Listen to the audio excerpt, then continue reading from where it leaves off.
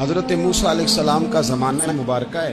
ایک شخص نے اپنے کزن کو، اپنے چچا کے بیٹے کو، چچا زاد کو قتل کر دیا اور خود ہی اس کا مدعی بن کے حضرت موسیٰ کے پاس آیا کہ بتائیے جناب میرے اس بھائی کو کس نے قتل کیا ہے؟ حضرت موسیٰ نے ایک سادی سی بات کی، کیا فرمایا؟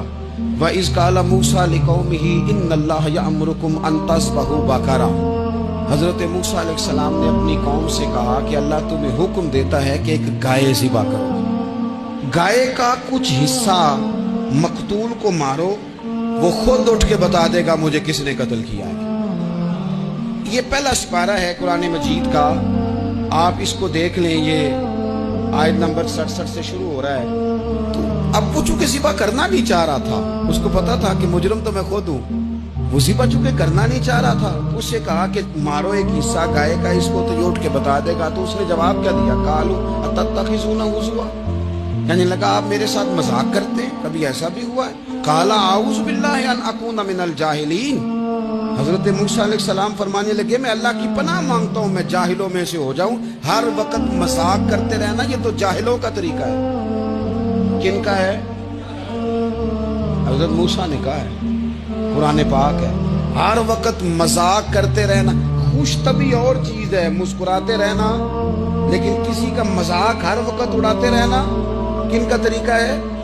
جاہلوں کا۔ جب کہا نہیں ذبح کرنی ہے تو اب ذرا دیکھیے، کرنا نہیں نہ چاہ رہے، قالوا ادع لنا ربک یبین لنا ما ہی، کہنے لگے اے موسیٰ پھر آپ نہ رب سے دعا کریں کہ وہ ذرا کھول کے بتائے وہ گائے کس طرح کی ہو، ارادہ نہیں نہ ذبح کرنے، آپ دعا کریں۔ قال انہ یقول انہا بقرۃ لا فارض ولا بکر، فرمایا کہ رب کہتا ہے وہ گائے نہ بوڑھی ہو نہ زیادہ بچیا ہو، عوان بین ذالک، ان کے درمیان ہو، یعنی جوان گائے ہو۔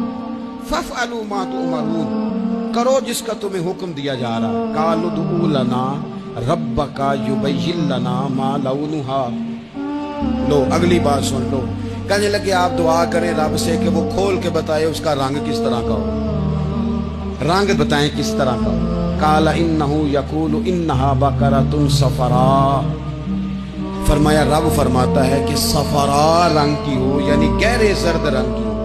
پھر رب فرماتا ہے اس طرح کی گائے ذبح کرو، فاقع لونھا تسر الناظرین، اور جب کوئی اسے دیکھے تو اسے اچھا بھی لگے، آنکھوں کو اچھی لگے وہ گائے، اس طرح کی گائیں ذبح کرو۔ لو اتنی باتیں بتا دی۔ قالوا ادع لنا ربک یبین لنا ما ہی، کہنے لگے نہیں آپ پھر دعا کریں اللہ ذرا کھول کے بتائے گائیں کس طرح کی ہو۔ ان البقرہ تشابہ علینا، ہمیں ذرا گائیں پر شبہ پڑ گیا ہے کس طرح کی ذبح کرنی چاہیے۔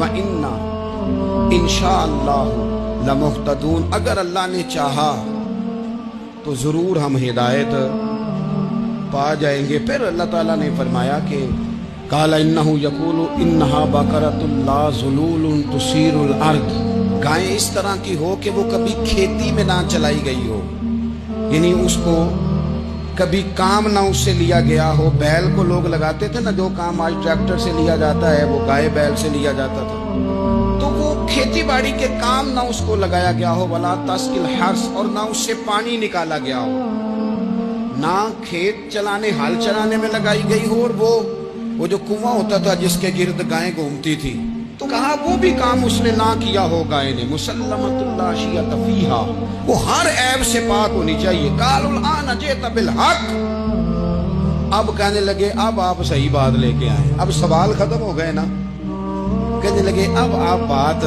فذبحوہا، انہوں نے ذبح کر دی۔ وما کادوا یفعلون، پر ایسا کرتے نظر آتے، لگتا نہیں تھا کریں گے ذبح پر ذبح۔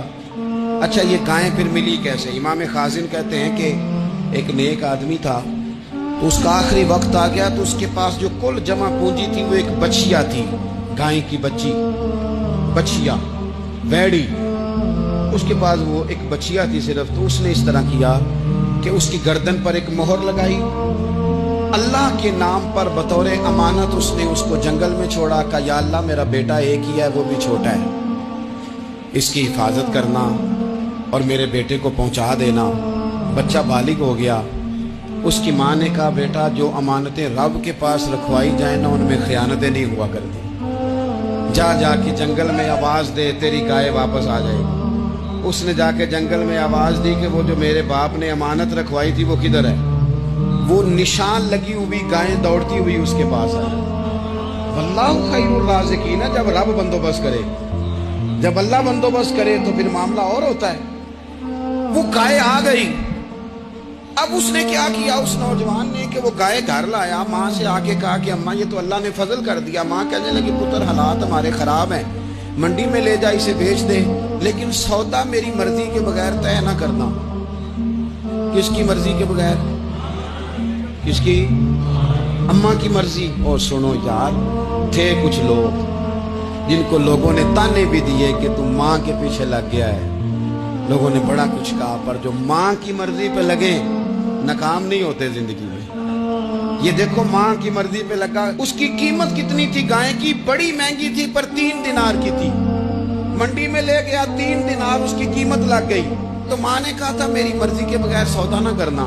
اب بچے تو نہیں نہ مانتے، اماں کو کیا پتا باہر بزنس کیا ہے، لین دین کیا ہے، پر ماں نے کہا تھا میری مرضی۔ بندہ دے رہا ہے اسے 3 دینار، اس نے کہا جی میں نے طے تب کرنا ہے، ڈن تب کرنا ہے، پہلے اماں سے پوچھنا ہے۔ گھر جا کے اماں سے پوچھا، اماں کہنے لگی دے دے۔ واپس آیا تو اس نے کہا کہ میں 6 دینار دیتا ہوں پر میری شرط ہے، ماں سے نہیں پوچھنا۔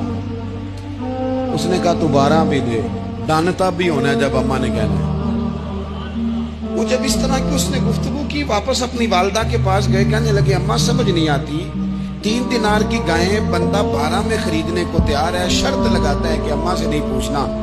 تو والدہ کہنے لگی پتر پہلے اس سے جا کے پوچھ کیا وہ ہے کون؟ یہ کوئی روحانی معاملہ ہے، کوئی غیبی مدد ہے، پوچھ۔ اس سے جا کے پوچھا تو وہ کہنے لگا میں تو فرشتہ ہوں اللہ کا، تو نے گائیں بیچنی نہیں، اس لیے کہ تیرا باپ بھی نیک ہے، تیری ماں بھی نیک ہے، رب تیرے رزق میں برکت پیدا فرمانا چاہتا ہے۔ ماں باپ نیک ہونا رزق میں برکت ہو جاتی ہے۔ ماں باپ نیک ہو، ان کی صالحیت کا اثر پہنچتا ہے بچوں تک۔ رزق حلال کما کے لانے والے ہوں تو گھر میں برکت ہوتی ہے۔ جا کے کہا کہ تیرے ماں باپ نیک تھے، اسے نہ بیچنا گائے کو، تو کیا کریں؟ کہنے لگے بنی اسرائیل والے سوال کر کر کے خود مشکل میں آ گئے۔ اب وہ ایسی گائے جو جوان بھی ہو، یہاں تو ہر غریب آدمی اپنی گائیں یہاں لگا دیتا ہے، کھیتی باڑی میں یہاں لگا دیتا ہے، کنویں میں پانی نکالنے میں تو یہاں تو ہر ایک کی گائیں، تو ایسی گائیں جس کا رنگ بھی اتنا پیارا ہو، زیادہ بوڑھی زیادہ بچی بھی نہ ہو، اور ابھی تک کھیت میں بھی نہ لگی ہو، وہ سوائے تیرے کہیں نہیں ہے۔ اس نے کہا چل پھر مہربانی کر بتا میں کتنے کو دوں گائیں، اگر وہ آ جائیں تو کتنے کو بیچنی ہے؟ اسے کہنا کوئی نہیں، ریٹ تو زیادہ کرنا ہی نہیں، ان سے کہنا گائے کے اندر سے گوشت نکال دیں اور جتنا گوشت ہے اتنے پیسے بھر دیں، اس کی کھلڑی بھر دیں۔ اب وہ بنی اسرائیل والے ڈھونڈتے پہنچ گئے، کہا جناب گائیں 3 دینار کیا 6 لے لو۔ اس نے کہا نہ بھائی، ذبح کروں گا، گوشت نکالوں گا، جتنا وزن گوشت کا اتنے پیسے بھرو گے کھال میں تو پھر گائے تمہیں ملے گی۔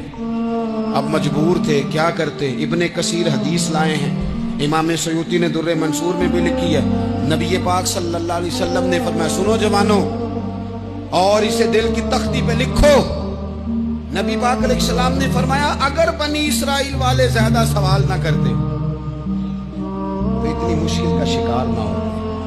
انہوں نے سوال اتنے کیے کہ چارہ نہیں ہے اب ان کے لیے، چارہ نہیں ہے اب ان کے لیے کہ یہ ادھر ادھر جا سکے، مجبوری بن گئی، یہی گائے خریدنی ہے، یہی لے جانی ہے۔